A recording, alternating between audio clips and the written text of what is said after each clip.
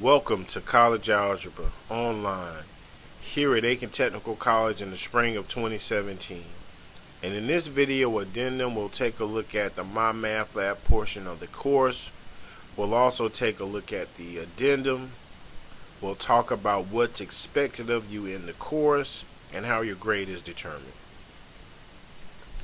The first link in which you'll arrive is the course home. I will post announcements on the course homepage, so you want to check the announcements whenever you log into the math portion of the course.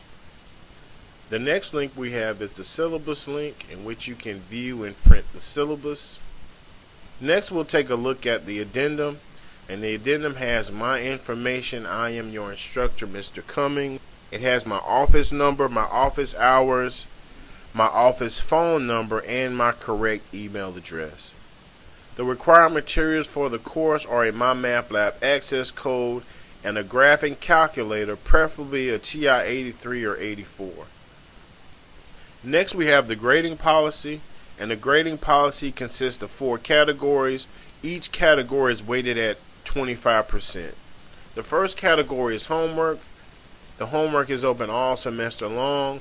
I encourage you to work ahead of the schedule if possible, but whenever you're having trouble, you immediately want to seek help from myself as your instructor or the Academic Success Center.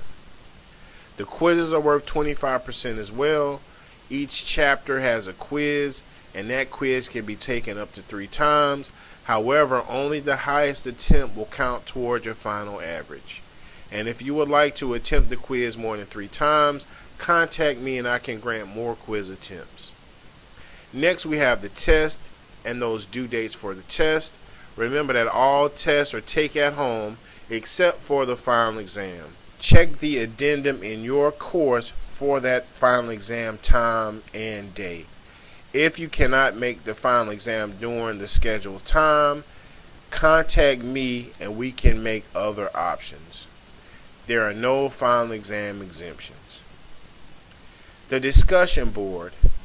There is extra credit for the final exam. Everyone must make an initial post giving your name, your major of study, your hobby, and your interests. You can receive up to 10 points on the final exam by making 2 posts per week. One post should be explaining the method you use to solve a homework and or quiz problem. Another post should be a reply to a classmate's post on solving a problem. You can receive up to 10 points if you make 2 posts per week.